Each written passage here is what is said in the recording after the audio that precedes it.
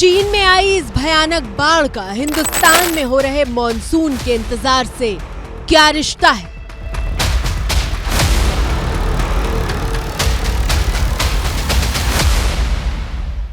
Europe में पड़ती भयानक गर्मी का जम्मू कश्मीर के पहाड़ों पर बरसती आफत से क्या रिश्ता है?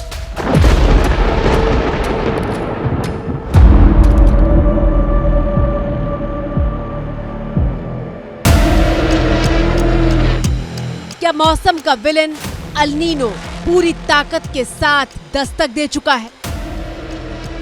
मॉनसून के गायब होते और लटकते भटकते हुए बादल खतरे की घंटी बजा रहे हैं।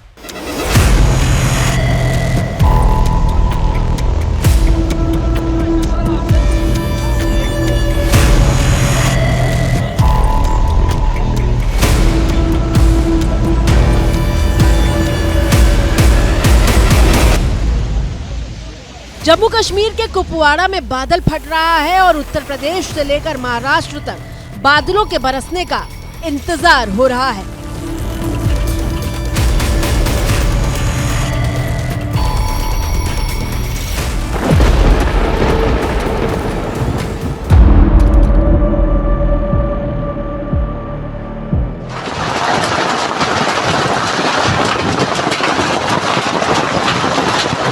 मौसम का मिजाज किस तरीके से बदला हुआ है उसकी तस्वीर जम्मू कश्मीर के बडगाम से आई है। बडगाम के एक टूरिस्ट स्पॉट पर बर्फ की सफेद चादर बिछी हुई है, लेकिन ये चौंकाने वाला क्यों है उसके लिए आप अगली तस्वीर देखिए। ये जम्मू कश्मीर के बडगाम का यूसमर्ग टूरिस्ट स्पॉट है जो अपने खूबसूरत घास के मैदान के लिए जाना जाता है। लेकिन इसी इलाके में अचानक तेज हवा और तूफान के साथ ऐसे ओले गिरे कि हरा घास का मैदान सफेद हो गया और सामान बेचने वाले कई दुकानदारों को भारी नुकसान उठाना पड़ा। अचानक ही मौसम खराब हो गया था यहाँ पे, इनको संभलने का कोई मौका नहीं मिला। आप देख सकते हैं विजुअल में, यहाँ हमारे घोड़े वाले लोकल इन्होंने भी इनकी मदद की। इस वक्त ये भी पूरा टूट गया, आप देख सकते हो। ये घोड़े वाला बेचारा ये भी फंस गया था। अब ये हम घोड़े वाला घर जा रहा है। कितना नुकसान हुआ यहाँ पे बर्फ से इस वक्त? बहुत सारे नुकसान हो गया यार, क्या बताएगा हम। जो हमारे में आया कमाई के लिए तो यहाँ घाटा।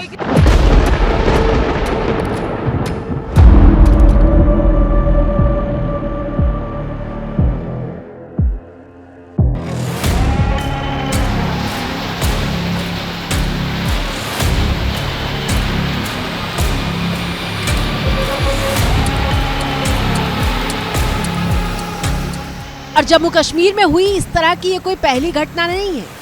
पिछले 2 हफ्तों के भीतर घाटी में अचानक बाढ़ से लेकर ओले गिरने तक की कई घटनाएं हुई हैं, जिससे सेब से लेकर दूसरी फसलों को भारी नुकसान पहुंचा है।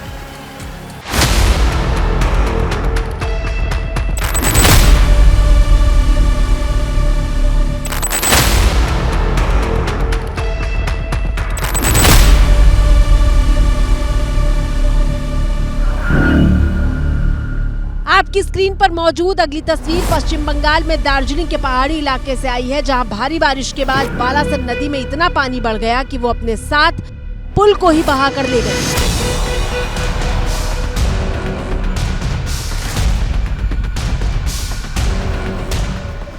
कई जगह लैंडस्लाइड हुआ है और गुरुवार से ही NH10 बंद है, जबकि सिलीगुड़ी से लेकर गंगटोक के बीच सीधा संपर्क भी ठप हो चुका है।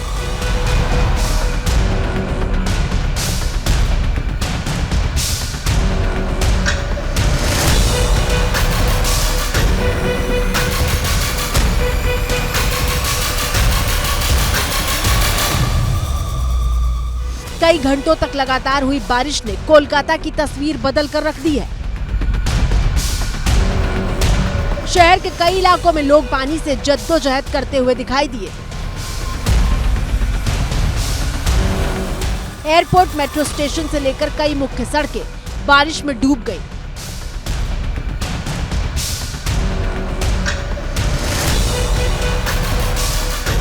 भारी बारिश के कारण शहर कोलकाता के बहुत सारे इलाका अभी पानी के नीचे है। अभी हम हैं सेंट्रल कोलकाता के कॉलेज स्ट्रीट एरिया में, जहां पे जब भी कभी बारिश होती है तभी इस जगह पे पानी जम जाता है। आगे जो नजारा देखने में आ रहा है कि जो ट्रैफिक मूवमेंट है वो थोड़ा स्लो है। आगे कॉलेज स्ट्रीट से आके ये उत्तर कोलकाता के बहुत ही इंपॉर्टेंट रास्ता है विधान सरणी, जो मध्य कोलकाता के साथ नॉर्थ कोलकाता को मिलाता है। अगर आप ईस्ट इंडिया की बात करें तो अभी क्या है कि जहाँ पे हवाएं सीधा अरेबियन बे ऑफ बंगाल से ईस्ट इंडिया की तरफ जा रही है, जिसके कारण कल सब हिमालयन वेस्ट बंगाल में एक्सट्रीमली हैवी रेनफॉल भी हुआ, 20 सेंटीमीटर से ज़्यादा।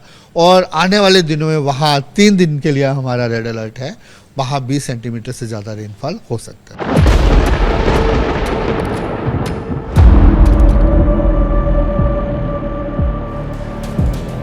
आप कहेंगे कि पश्चिम बंगाल से लेकर जम्मू कश्मीर तक तो बादल ऐसे बरस रहे हैं कि आफत बन रहे हैं, फिर मॉनसून लापता क्यों है? तो कहानी कुछ ऐसी है कि पिछले 15 दिन के भीतर मॉनसून 19 राज्यों में पहुंचा जरूर है, लेकिन 8 जून से तेलंगाना में अटका हुआ है। 11 दिन बीत गए लेकिन मॉनसून आगे नहीं बढ़ रहा है। देश के 7 राज्य बारिश के लिए तरस रहे हैं। इन राज्यों में मौसम वैज्ञानिक चेतावनी दे रहे हैं कि अभी तो अल नीनो का पूरा असर नहीं दिखा है, लेकिन यही हालात रहे तो आने वाले महीने यानी जुलाई से लेकर नवंबर तक देश के लिए बहुत मुश्किल साबित हो सकते हैं। तो अभी मानसून ज़्यादातर वही कह सकते हैं कि कर्नाटका या उसके एडजॉइनिंग एरिया या महाराष्ट्र के कुछ एरिया कवर किए हैं। उसके बाद काफ़ी दिनों से फुल स्टॉप ही लगा हुआ था और हमारा अनुमान है कि स्लोली कंडीशन फिर फेवरेबल हो रही है। अराउंड 23 जो आगे महाराष्ट्र के कुछ हिस्से जहां कवर करेगा, जैसे कोंकण गोवा वगैरह में कुछ हिस्से आगे बढ़ेगा, वहां फिर हैवी रेनफॉल एक्टिविटी भी 23 से हो सकती है।